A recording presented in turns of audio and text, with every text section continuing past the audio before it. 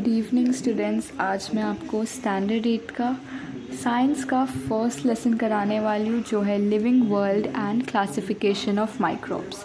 सबसे पहले living world क्या है, ये जो दुनिया है, ये हमारी जो सराउंडिंग है, हमारा जो नेचर है, इसमें सारे जो लिविंग थिंग्स है, लिविंग बीइंग्स है, वो सब के बारे में। क्लासिफिकेशन मतलब डिवाइड करना, तो बस वही जितनी भी लिविंग ऑर्गेनिजम्स हैं उनका क्लासिफिकेशन मतलब उनको डिवाइड करना, वही इस लेसन में दिया है। So let's start. Biodiversity and need of classification. Diversity मतलब वैरायटी, इतनी हमारे नेचर में इतनी वैरायटी है और इसलिए हमें क्लासिफिकेशन की ज़रूरत है। Last year we learn that all the living organisms on earth have adopted according to geographic regions, food injection, defense, etc. While adopting, many differences are observed in the organisms of same species too. According to 2011 census, around 87 million species of living organisms are found on Earth, including land and sea. To study such a vast number, it is essential to divide them into groups. So groups and subgroups were created considering the similarities and differences among the living organisms. तो last year हमने पढ़ा था 7th standard में कि organisms अर्थ में उनके geographic regions कहाँ पाए जाते हैं, उन लोग कौन से जैसे अडेप्ट होते हैं और कितने डिफरेंसेस, कितनी उसके अंदर अलग अलग चीज़ें होती है। एक ही ऑर्गेनिज्म, एक ही जात के एनिमल्स में, एक ही जात के ऑर्गेनिजम्स में कितने अलग अलग फीचर्स होते हैं, अलग अलग उनके सब चीज़ होते हैं। और अकॉर्डिंग टू द 2011 एक रिपोर्ट आया था सेंसस का, उसमें पूरी अर्थ पे लैंड और सी को मिला के जितने भी लिविंग ऑर्गेनिजम्स है वो टोटल है 87 मिलियन, जो बहुत ही ज़्यादा होते हैं। इसीलिए अभी हम लोग को क्या था, नीड था क्लासिफिकेशन करने का, डिवाइड करने का नीड था, ताकि हम लोग और अच्छे से पढ़ सकें। The process of dividing living organisms into groups and सब ग्रुप्स इज कॉल्ड। सो अभी ये पर्पल बॉक्स में हमें दिया है हिस्ट्री के बारे में कि हिस्ट्री में ये 1 2 3 4 पीपल थे, इन्होंने क्लासिफिकेशन किए थे। For example Karl Linnaeus in 1735 divided living world in 2 kingdom. सबसे पहले 1935 में किया था, 1735 में लिविंग वर्ल्ड मतलब ऑर्गेनिज्म को 2 किंगडम में, वेजिटेबलिया एंड एनिमलिया। फॉर एग्ज़ाम्पल जो एनिमल्स खाते हैं, जो वेजिटेबल खाते हैं। ओके, नेक्स्ट किया था हैकेल इन 1866 कंसीडर्ड 3 किंगडम्स। ठीक है, इसने 3 किंगडम्स कंसीडर किया था, protista, plants and animals. In 1925 चार्टन created 2 groups, prokaryotics and eukaryotics. In 1938, Copland divided living organism in 4 kingdom, Monera, Protista, plants and Animalia. तो ऐसे इवॉल्व करते करते अभी नाउ व्हाट वी नो, अब तक 7th स्टैंडर्ड में हम लोगों ने प्रोकैरियोटिक किया है और यूकैरियोटिक किया है। इस लेसन में हम लोग करेंगे मोनेरा, प्रोटिस्टा। ये दोनों में थोड़ा बदलाव है बट वो देखते हैं हम लोग। ठीक है, अभी न्यू कॉन्सेप्ट आपके लिए ये दोनों होगा। Let's start. Robert Harding Whittaker in 1920 to 1980 was an American ecologist. Ecologist मतलब a scientist about the surrounding. In 1969 he divided living organisms into 5 groups. This is the 5 groups we're going to study about. This is the table. Living organisms होते हैं which all live. Firstly, prokaryotics and eukaryotics. Prokaryotic eukaryotic मतलब well developed nucleus होता है और not well developed nucleus. उसमें हम लोग को आता है in unicellular with single cell organism having single cell is unicellular, organic having more than 1 cell is multi cellular. In that unicellular prokaryotic में कौन सा किंगडम आता है, kingdom 1 Monera. Protista unicellular eukaryotic में आता है, मल्टीसेल्यूलर यूकैरियोटिक में 3 kingdoms आते हैं। Kingdom 3 fungi, kingdom 4 Plantae, kingdom 5 animalia. Now let's discuss. हमारा भी इम्पॉर्टेंट है kingdom 1, kingdom 2, kingdom 3, kingdom 4, kingdom 5। Monera, protista, fungi, Plantae, animalia. These are the 5 kingdom system of classification done by Robert Harding Whittaker. For this classification, Whittaker considered following criteria. These were the criteria, and according to this criteria, ये table, ये system of classification बनाया था. Now let's go to the next page. उसमें और of each kingdom more in detailed and defined दिया है definition. Okay, kingdom 1 Monera. 1 activity दिया है. Take a small drop of curd और butter milk on a clean glass slide, dilute it with a little water, carefully keep a cover slip, observe it under high power of compound microscope.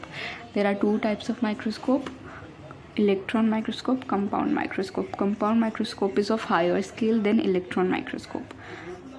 What did you see? Moving small rod-like microbes are lactobacilli bacteria. So in this activity what are they telling is buttermilk और curd ये fermentation से बनता है. अब इस fermentation process में जब वो मतलब वो कर्ड बनता है या बटरमिल्क बनता है, उसके अंदर एक बैक्टीरिया होता है जो होता है लैक्टोबैसिली बैक्टीरिया. तो हम लोग जब ये करेंगे और ये माइक्रोस्कोप से देखेंगे तो हमें बैक्टीरिया दिखेगा जो कुछ ऐसे इस शेप्स के हो सकते हैं. Kingdom Monera, lactobacilli kingdom Monera में आता है, इसलिए इसका एक्टिविटी दिया है हम लोग को. All type of bacteria and blue green algae are included in kingdom monera. कौन से type of living organism included होते हैं? बैक्टीरिया, सारे टाइप के बैक्टीरिया. लैक्टोबैसिली भी एक बैक्टीरिया, इसलिए वो कौन सी किंगडम में इंक्लूड होता है? मोनेरा. नेक्स्ट है किंगडम 2 प्रोटिस्टा. देखते हैं. Prepare a temporary amount of 1 drop of pond water on a glass slide, observe it under low power and high power of microscope. You will find some motile microbes and irregular shape. These are amoeba. Pond water मतलब कोई नदी के पानी को आप microscope के अंदर रखो तो आप लोग को दिखेंगे माइक्रोब्स दिखेंगे, इरेगुलर शेप, अजीब शेप्स के दिखेंगे. ये होते हैं किंगडम प्रोटिस्टा के.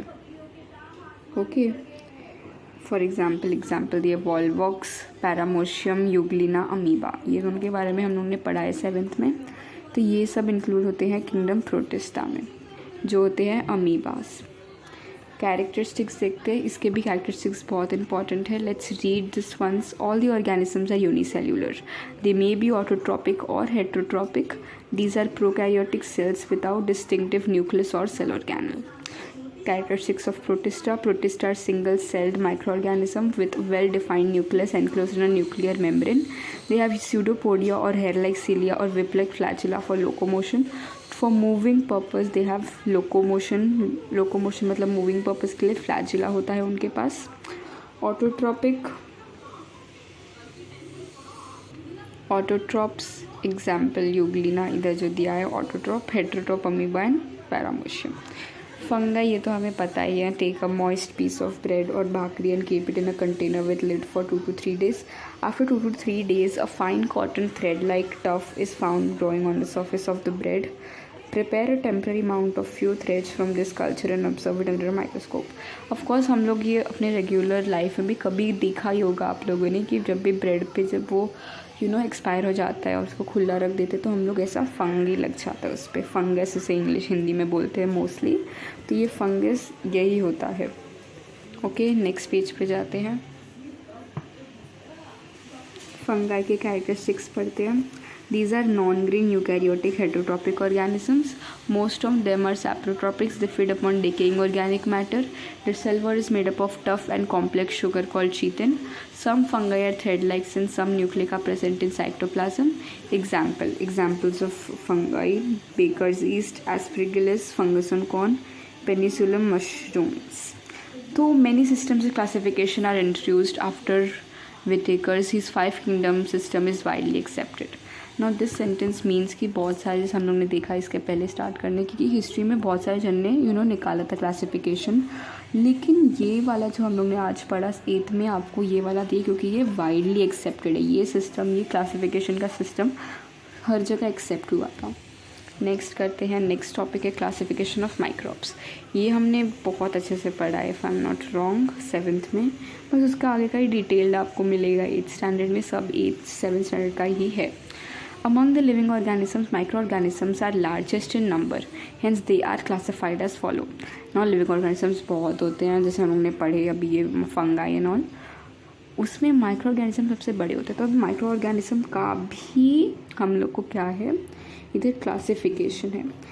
2 types of micro organism, prokaryotic, eukaryotic, bacteria, protista, fungi, algae, ये सब इसमें आता है। ये मोनेरा का था और ये सब क्या था, ये सब प्लांटे, प्रोटिस्टा, अभी जो हम लोग ने पढ़ा। नेक्स्ट अभी हमारे ऊपर इधर डेफिनेशन और उनके बारे में है। These are the types of bacteria. We are going to learn something more about bacteria. They are unicellular, independent, parasitic organism. Sometimes many bacteria together form colonies. Bacterial cell is eukaryotic with cell wall, but distinctive nucleus or cell organelles are absent. They reproduce by simple binary fission. In favorable condition, bacteria grow vigorously and can double this number in 20 minutes. Bacteria बहुत जल्दी grow करते हैं, उन लोग अपना number बहुत जल्दी जल्दी बढ़ाते जाते हैं। उन लोग इंडिपेंडेंट होते हैं, एक ही उनके अंदर सेल होता है और उन लोग अपना ही खाना बनाते हैं। उन लोग रिप्रोड्यूस करते हैं बाइनरी फिक्शन से, मतलब बर्डिंग से, और बस कॉलोनी बना के उन लोग रहते हैं। That's it. इधर और कुछ नहीं दिया है। Cell organelles are absent. Bacteria ऐसे यूनिसेलुलर है तो उसमें सेल ऑर्गेनल नहीं रहता, उसमें सिर्फ एक ही रहता है, cell. Now next we are talking about protozoa. ये मेनली सॉइल, मड, वाटर्स में रहता है, sea water. They are found in the body of other organisms that are pathogenic. Pathogenic मतलब प्रोटोजोआ मेडिसिन भी बन सकता है। Pathogenic mean parasitic. पैरासिटिक क्या होता है आपको पता है ना, जो दूसरे ऑर्गेनिज्म के बॉडी पे रह के खाना बनाता है। These are unicellular organism with eukaryotic cell. These are great. उन लोग अपना फिर से साइज़ बढ़ा सकते हैं। उनका वो मूव करने का कौन सा ऑर्गन है, देखो, organ of locomotion are made of nutrients among protozoans. मतलब जो प्रोटोजोन्स होते हैं वो खुद में ही अपना मोड बनाते हैं, ठीक है, लोकोमोशन का। These organisms produce by simple cell division. Cell division से उन लोग अपना बढ़ाते हैं नंबर और प्रोड्यूस करते हैं। एग्जाम्पल्स दिए हैं इधर, प्रोटोजो कौन से होते हैं। नेक्स्ट है फंगाई। ये आपको पता ही है, हम वो डिकेइंग मतलब सड़े हुए चीज़ों पे पाए जाते हैं। डेड बॉडीज़ पे, प्लांट के और एनिमल्स पे फंगाई पाए जाते हैं। These are eukaryotic organism, some are unicellular. कोई को हम अपने बिना माइक्रोस्कोप के देख सकते हैं और कोई को हम लोग बिल्कुल नहीं देख सकते अपनी नेकेड आइज से, ठीक है। वो सैप्रोट्रॉपिक होते हैं, उन लोग खाना ऑब्जर्व करते हैं डिकेइंग मैटर से। दे रिप्रोड्यूस सेक्शुअली और sexually by cell division and budding. ऐसा टूल बर्डिंग और सेल डिविजन से most of the bacteria reproduce करते हैं। एल्गे वो पानी में ही पाए जाते हैं। Green, they are green in colour. They are unicellular autotrophic eukaryotic organism. They also carry photosynthesis as it comes under the kingdom plantae, and plants can reproduce do the process of photosynthesis. Now viruses, generally viruses are not considered as living organism or they are said to be organism at the edge of living and non-living. viruses का एक classification perfectly हुआ नहीं है कि, तो इसलिए इसको as पे कहा जाता है। मतलब ना ही लिविंग ऑर्गेनिज्म है ना ही नॉन लिविंग है वायरस, पर इसको इंक्लूड किया है बैक्टीरिया में। उन लोग बहुत छोटे होते हैं, मतलब बैक्टीरिया से भी छोटे होते हैं बहुत, और सिर्फ इलेक्ट्रॉन माइक्रोस्कोप से ही देख सकते हैं। इलेक्ट्रॉन मतलब हायर स्केल का माइक्रोस्कोप, ओके, और छोटे से छोटा चीज़ देखने के लिए वो एक पार्टिकल्स में फाउंड हुए जाते हैं। उनका लॉन्ग मॉलिक्यूल है डीएनए विच डाइऑक्सीराइबोन्यूक्लिक। ये वायरसेस सर्वाइव करते हैं प्लांट और एनिमल के बॉडी पे ही। उन लोग अपना खुद का खाना मतलब प्रोटीन बनाते हैं और होस्ट सेल का यूज़ करके अपना खाना बनाते हैं और अपना रेप्लिका मतलब और डुप्लीकेट अपने जैसा बनाते हैं। फिर उन लोग होस्ट सेल को डिस्ट्रॉय कर देते हैं और फ्री हो जाते हैं। फिर से वो दूसरे अलग अलग प्लांट और एनिमल्स को, सेल्स को इन्फेक्ट करते हैं और ऐसे बनाते जाते हैं। These viruses cause many diseases to plants and animals. और वायरसेस आपको पता ही है, इन लोग बहुत डेंजरस होते हैं और वो बहुत सारे प्लांट और एनिमल्स को हार्म करते हैं और डिजीज़ करते हैं। बस ये लेसन इधर ही ख़त्म होता है। बस इधर मैं आपको थोड़ा सा वो दूँगी, फॉर एग्ज़ाम्पल ये देख, द ट्रू और फॉल्स है। Lactobacillus harmful bacteria false. Lactobacilli curd में पाया जाता है और ये बहुत क्या होता है, ये यूज़फुल है, तो ये फॉल्स स्टेटमेंट है। Cell wall of fungus made up of chitin, true. Complex sugar से बनता है सेल वॉल फंगाई का। Organ of locomotion amoeba pseudopodia, ये हम लोग ने 7th में पढ़ा था, true. Tomato wilt is a viral disease, true. ये देखो ये ऊपर ही इधर दिया है, डू यू नो विल्ट, ये बहुत वो है, डेंजरस डिसीज़ है। नेक्स्ट इधर वही टेबल आपको लर्न करना है।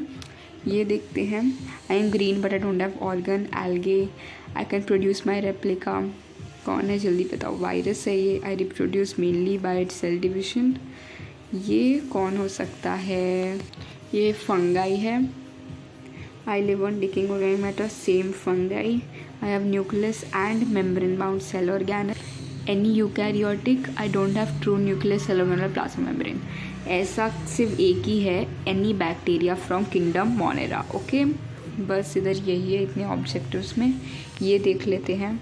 ये मैं आपको होमवर्क देती हूँ, इधर देखो मैंने इरेज किया है आप लोगों के लिए, लेट्स सी आप लोग सही आंसर देते हो कि नहीं। रीड करो और इसके इंपॉर्टेंट जैसे टेबल है, हु एम आई, ये सब ड्राइंग, ये सब करो और आपको एग्ज़ाम में बहुत अच्छे मार्क्स आएंगे, trust me. Thank you for watching, please subscribe if you like the video.